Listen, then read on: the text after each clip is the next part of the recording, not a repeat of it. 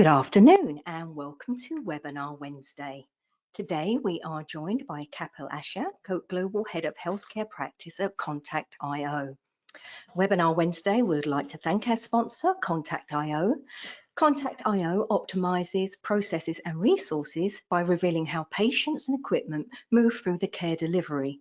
Using AI, IoT, and RTLS, Contact.io helps health systems uncover waste, streamline capacity, improve workflows, and make staff and patients feel safer, seen, and valued.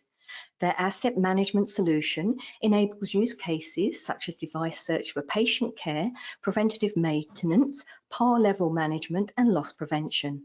The cloud-based IT-friendly platform can easily scale into other offerings, such as staff duress and patient elopement. So for more information, please visit Contact.io. Now, just a quick reminder about our Spring MD Expo. We're headed to the M Resort Spa Casino in Las Vegas from April the 7th to the 9th.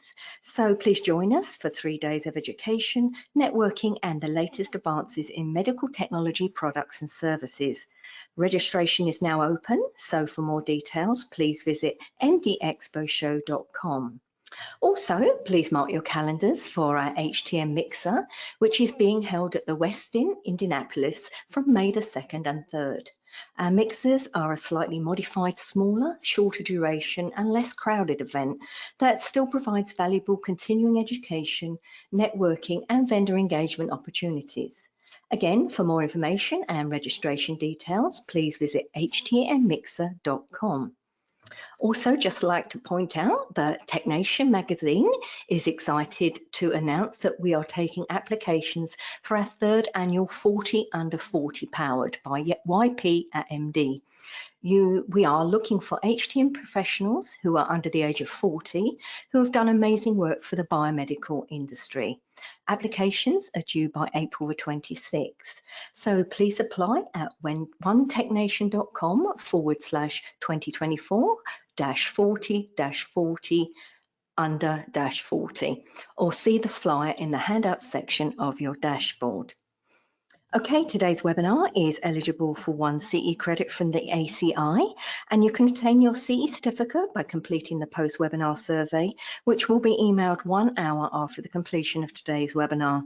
You must complete the survey to receive your 1 CE credit, and you'll be able to download the certificate directly from your computer once the survey is submitted. If you have any questions, you can reach us at webinar@mdpublishing.com. Let's kick off today's webinar by giving away one of our Webinar Wednesday 10th anniversary prizes. Today's prize is another pair of Apple AirPods 2nd generation. So using the questions feature on your dashboard, let me know the answer to the following trivia question. February is American Heart Month. What color is everyone encouraged to wear during this month? I'll reveal the answer and our winner at the end of the webinar. As I mentioned earlier, our presenter today is Kapil, and he will be discussing quantifying ROI, measuring the value and impact of improved medical device management. This is a pre-recorded webinar, so there will not be a live Q&A session. So if you have any questions for Kapil, please email him at the address shown at the end of the webinar.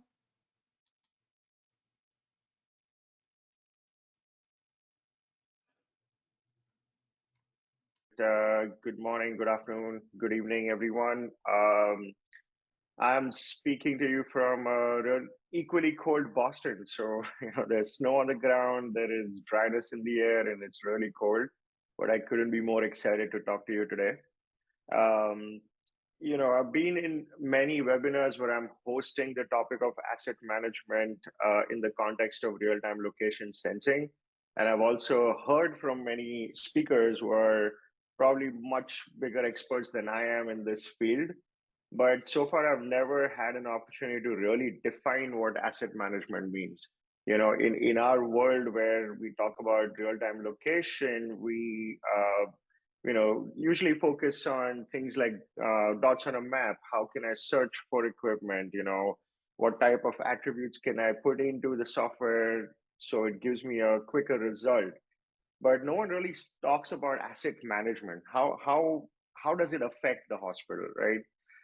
So here is a definition, and I think it's an excellent definition for asset management. I didn't write this myself. I did some research to figure out what true asset management involves in hospitals. So I'll read it aloud to you. Asset management in hospitals involves the systematic planning, monitoring, and optimization of physical assets such as medical devices, facilities, and IT equipment to ensure efficient utilization, maintenance, and cost effectiveness in delivering healthcare services. So, as you can see, there are a lot of things to unpack over here. It all starts with systematic planning. So, it's day zero and your hospital doors have just opened. How do you know what type of equipment and how many pieces of equipment do you need, right? So, there's a lot of science that goes behind planning capital budget and allocating it towards purchasing something which will be helped for healthcare services, and then making sure that they are utilized in an optimized manner, right? We are workload balancing it sufficiently that not every piece of equipment that comes in is utilized at their maximum efficiency. And we're not just having things come in just for keeping a stock of it and not really utilizing them at all given time, right? And then at the same time, making sure they are maintained efficiently, they are in good operating condition at all times, and they're not trailing behind in certain maintenance cycles, which would make them unusable. So there's a lot more involved. There's a lot of capital purchase decision, planning, maintaining, all of that thing is involved in a true efficient asset management program, and not just dots on a map, right? So why does it matter? What role does efficient asset management play in hospital economics? So we are all privy to newsletter headings such as what you're seeing on your screen today. Healthcare is by far the most expensive consumer goods and services in North America right now, and it's sharply risen in the last 20-25 years. If you can see, it started here and now it's like 227% more expensive than it was in year 2000, and it's steadily rising beyond any other consumer goods and services that we can think of. Um, I'm sorry, Western and modern first world countries are spending a lot more money on healthcare than their counterparts. And even within that, United States is spending a lot more than the next country that spends on healthcare, which is Germany. And all of this is attributed into many complexities. So I'm not going to say that asset management is the only thing that's driving all these costs. Of course, there's increased labor costs, cost of capital. I can't go through and whole accounting lessons why this is expensive, but it all adds up. Every penny adds up at the end of the day, right? So we are trying to play our little role in making efficiency at the top front when it comes to using labor and capital equipment. And that's what I'm going to talk to you about today, and how can you generate some return on investments that are made in modernizing your asset management program, and where do you find that dollar amount to help you in other areas of the hospital. Who should care? It's always a great question. Like, who in the hospital should worry about this, and who should take the initiatives to take, you know, invest in asset management programs, right? So it all starts with materials management. Materials management are our procurement wizards. They are the ones who are counting money. They are the ones who are counting dollars, and they have KPIs, they have budgets that they need to meet, right? So using industry standard practices, the CFO gives them a budget to spend on capital purchases, and then it's up to them to make sure they are uh, frugally using that money to provide a certain level of service that the hospital is well known for. Then there's clinical engineering. These guys are heroes who make sure that the equipment is in good operating condition at all times. You don't want something to be used on a patient that's not calibrated or maintained in the right manner, and God forbid has some downstream issues after that. And then the third pillar of that equation is internal supply chain. Our delivery personnel who are responsible for distributing equipment, picking up dirty equipment, and making sure they are in a sterile, condition, good working order. So they are the ones who are the arteries of the hospital and trying to pick up and deliver equipment in a timely manner. And eventually, our favorite nurses are the consumers. They are the customers of the other three pillars that I just spoke about. They are the ones who are eventually going to use the equipment. So now, while they are the customers, they also have a fiduciary responsibility to make sure that they are not indulging in wastage behavior. They're not indulging in frivolous behavior where things are going unchecked when they are making demands.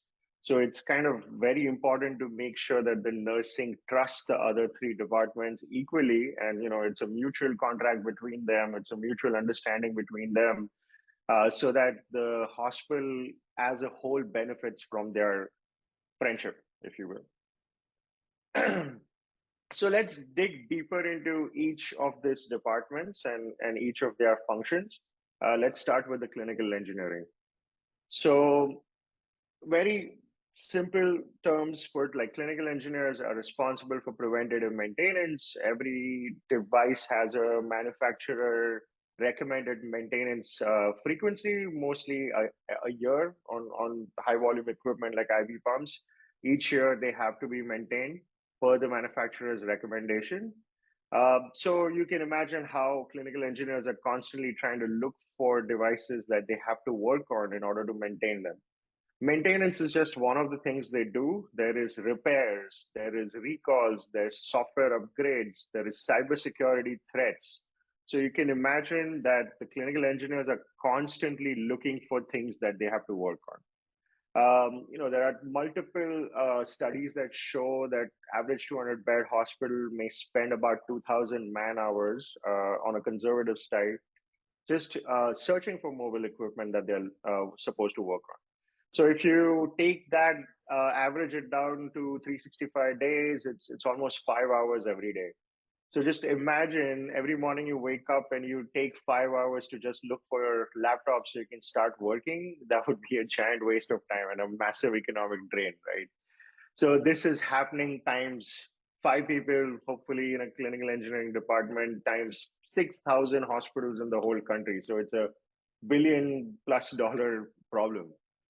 Um, Being behind PM cycles is not just that you are, you know, kind of just behind on your projects and you will catch up eventually, right?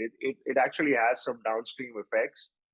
So at any given time, without the visibility using real-time location sensing, you can assume 10 to 15% of devices miss a preventative maintenance cycle, which increases the risk of malfunction and failure, which leads to inaccurate patient treatment. It reduces the lifespan of the device itself, right? So your cars, if you don't filter change every once in a while, oil change every once in a while, it'll reduce the life cycle of your car. Same thing will happen with the med devices as well. It causes downtime, disruptions. You end up with a miscalibrated equipment. Now you have to correct it and find one which is, and then use that on your patients. It's a massive compliance violation. So I think around 2017, Joint Commission made a mandate that 100% of the devices have to be PM'd, and you are in violation if you don't do that. Could it cause lawsuits? Who knows? Maybe there is a miscalibrated device that's being used on a patient, which caused the patient's health to get worse. That could lead to a lawsuit. And overall, it's not great for the patient experience, right? It leads to lower HCAP scores, and we know how they are tied to reimbursement, so you can lose on the top line revenue as well. Let's talk about internal supply chain. So we spoke about how it affects clinical engineers and how it could drain on the budgets of the clinical engineers. But let's talk about internal supply chain. This is my favorite slide because I always get fascinated by how medical device supply chain operates within the hospital ecosystem, right?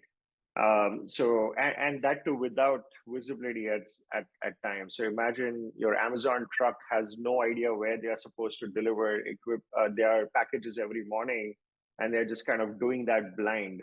Or worse, they have to pick up something from the UPS store for a return, but they have no idea how much equipment I have to pick up. Is the truck size okay or not? Do I have enough people to haul the packages back into my truck?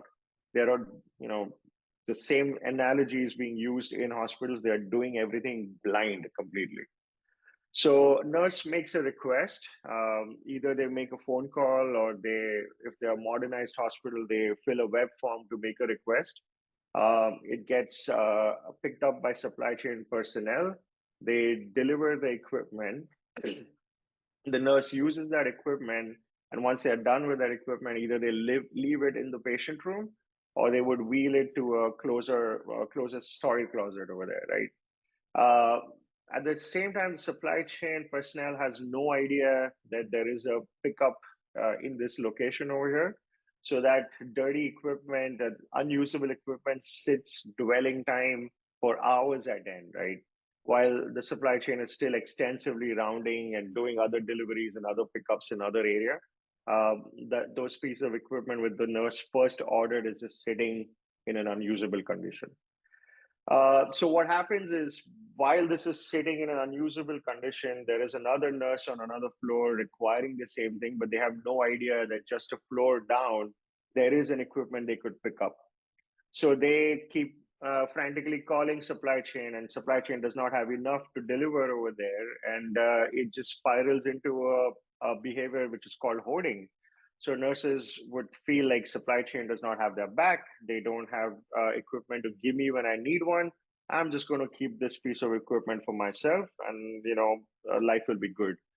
While okay for stopgap, hoarding is not a good practice overall, because it increases your need to purchase more equipment as time goes by. So imagine nurses keeping things for themselves, and some good stewards of the process are not hoarding things for themselves. They keep complaining there's a shortage, I need more equipment. They go up to the CFO, and the CFO says, fine, I'll buy you more equipment. Is that good practice? Most likely not. So materials management comes into play. It's a big nightmare for them if the distribution and pickup of equipment is not happening in a timely manner.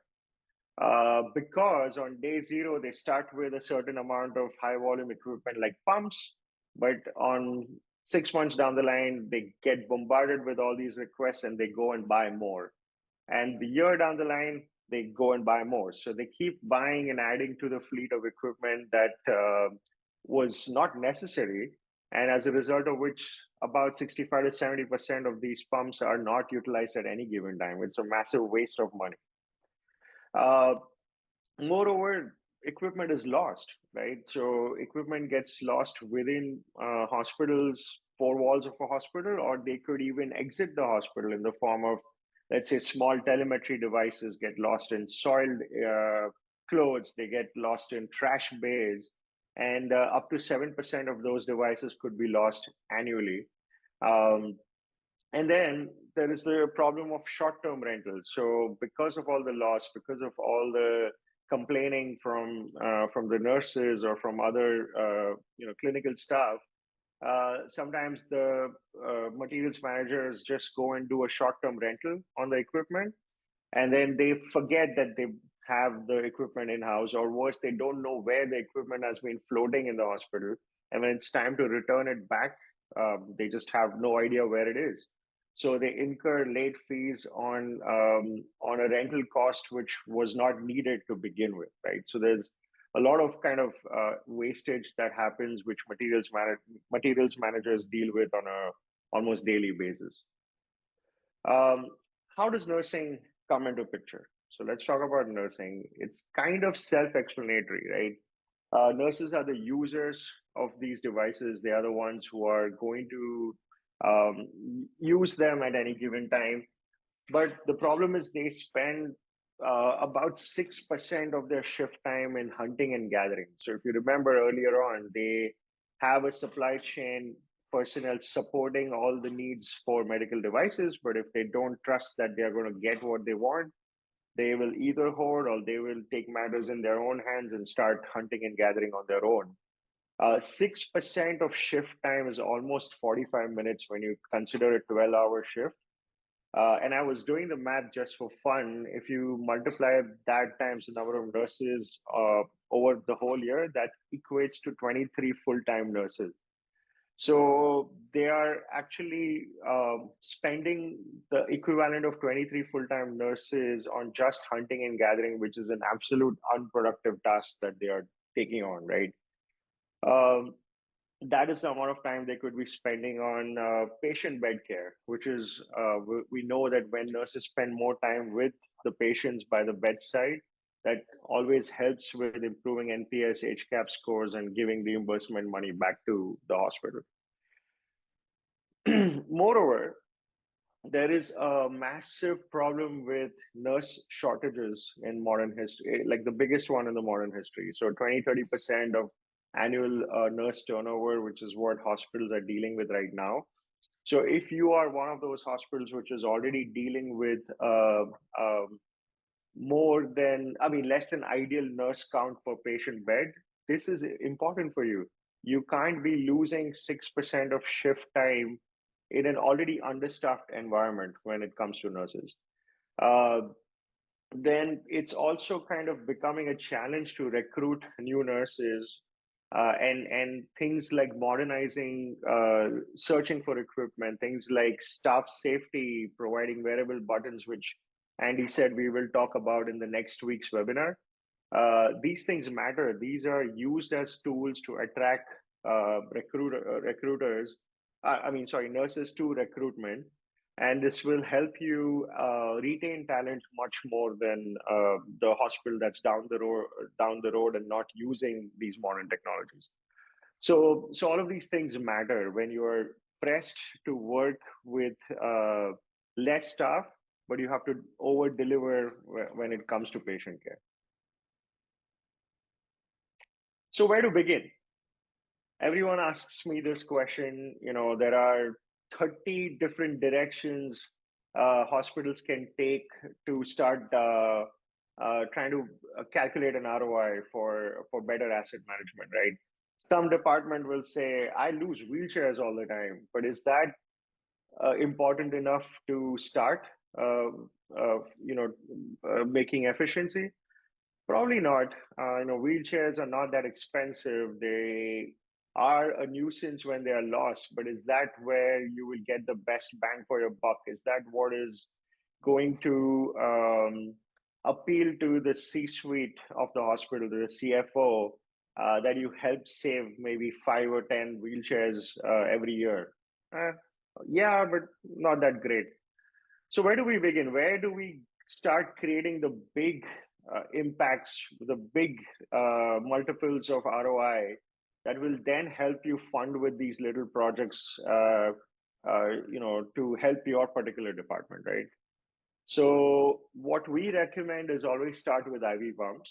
IV pumps are large volume devices. There are 2 to 2.5, maybe 3x the number of patient beds, in quantities, and they are the biggest culprit when it comes to low utilization, right? So start with IV pumps and show them a quick win, show them a quick win of 10, 15x return on investment, and then they will gain the confidence of expanding that system into other things which are more, uh, uh, more important to you as a department.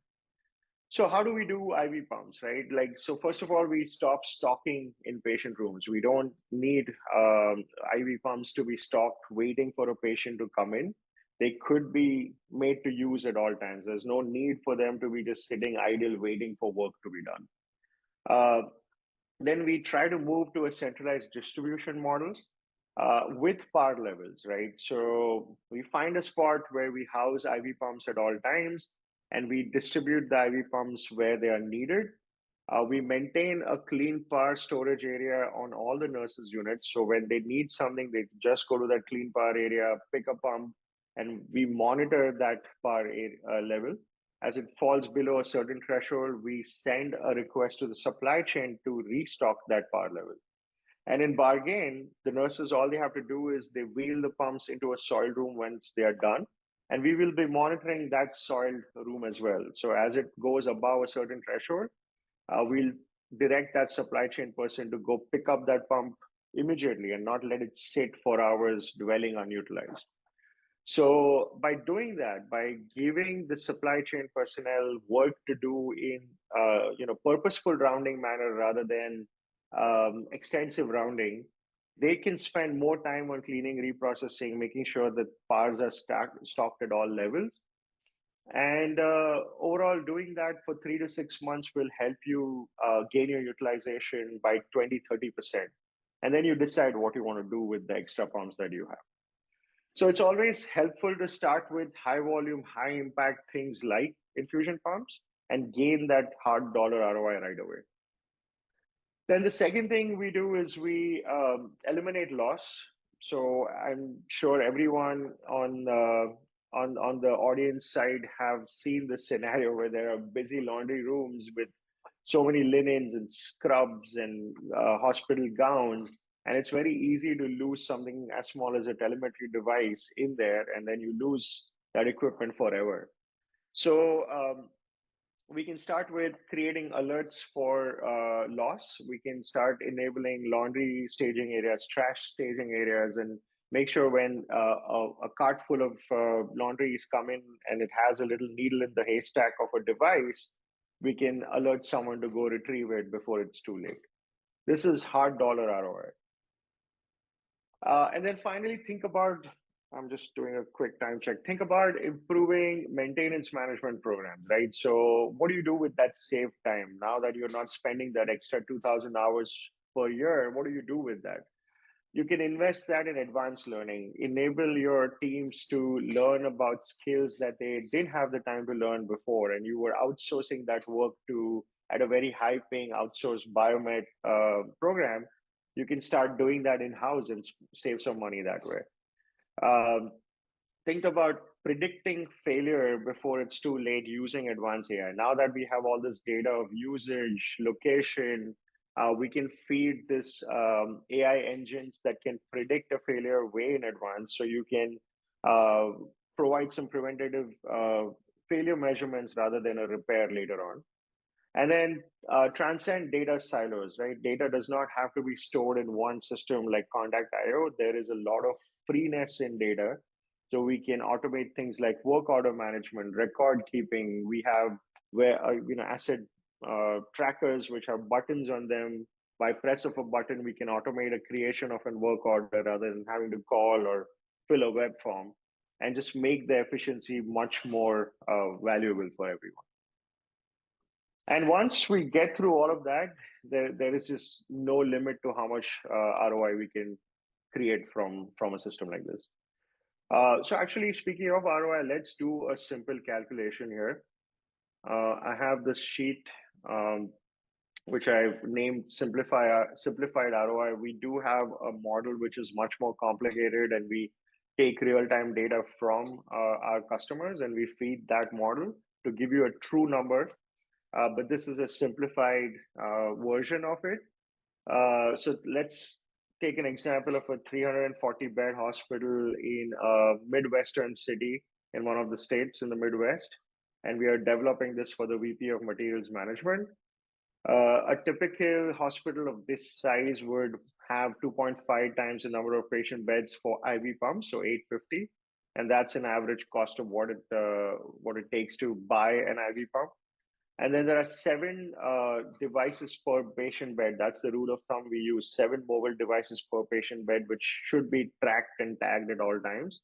So those are these devices. It would have a team of 4 biomed engineers, which would be spending 3 hours each looking for things on an average. They would have a team of 4 supply chain members who would be walking around distributing and picking up equipment. And they would be doing that for 6 hours every day per shift. And they would have 170 nurses daily on shift who were spending, like I said, 40 minutes per day looking for things. So once you add up all these costs, or you add up the time spent in looking for things and multiply that with the hourly or the unit cost of these things, would lead to a savings of about $3.1 million in year one. And then over 3 years, which is our standard minimum contract value, which is $7.5 million, and over 5 years, it will be much over $12 million. I'm not exposing our costs on this, but if you need to know the actual costs of what our systems would take, you can absolutely send Andy an email and we can go deep dive into the costing structure. But when you look at the ROI, just in year one, you would get about 14.61 times your investment when you are buying things from Contact.io, and you would achieve break even in merely 3 months. And every month you delay doing this service, buying this service, you are spending about $184,000 per month to do that. Now, I know I'm brushing through this very quickly, but we can provide one-on-one free service to understand your environment and give you a truer number of ROI for your specific programs. But this is available and it's as true as it can get. So let's go back to my deck over here. And Andy, I know I'm almost at time, but I'll just take another 2 minutes. Why Contact.io asset management solutions? Like, why do hospitals like to work with us and spend time with us? We're easy to use. We are a completely cloud-hosted platform. We don't require any cable pulls to install our infrastructure. We work with your existing access point infrastructure if they are Bluetooth Low Energy enabled. So coming in, deploying, and leaving the hospital after validating the whole system should not take more than 2 to 3 weeks. I know it's unheard of in our industry, but that's a proven way of installing and enabling your hospital. We provide the fastest ROI. So ROI is not starting at the point of go live. ROI starts at the point of purchase order. So if the time between purchase order and go live is 6 months, 8 months, that's not helping your ROI. You need to be able to deploy it as soon as possible, which accelerates your time to value. And then finally, unmatched scalability. So we are 1/3 the TCO of any leading asset management company in the US. And we have unmatched scalability. We can start with assets. We can go into saving staff from getting, faced with workplace violence. We can help with efficient patient workflows. There's just no end to how scalable we are when it comes to anything to do with location services within hospitals. And it always acts as a springboard for other investments. I'm not going to spend time talking about it as we are nearly at the end of our time here, but you can just see kind of a matrix of all the different use cases we provide. We start with medical devices. We quickly move to enable staff with feeling safe and providing hand hygiene compliance. And then the holy grail is where the patients come in, when we provide with wayfinding so they don't have to wait for their appointments. We help process them through different phases of care in a much faster, efficient manner, and all of which leads to more turnovers and higher revenue at the top line.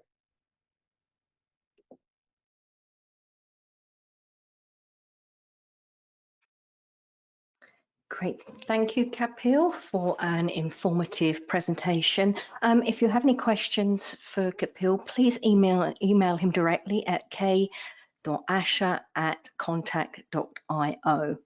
I'd like to encourage everyone to visit today's sponsor to learn more about the services they provide for the industry. So please visit contact.io.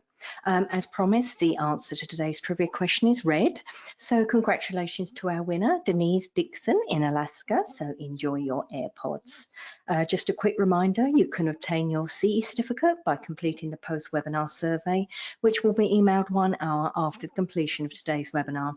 You must complete the survey to receive your 1 CE credit from the ACI, and you'll be able to download the certificate directly from your computer once you've submitted the survey.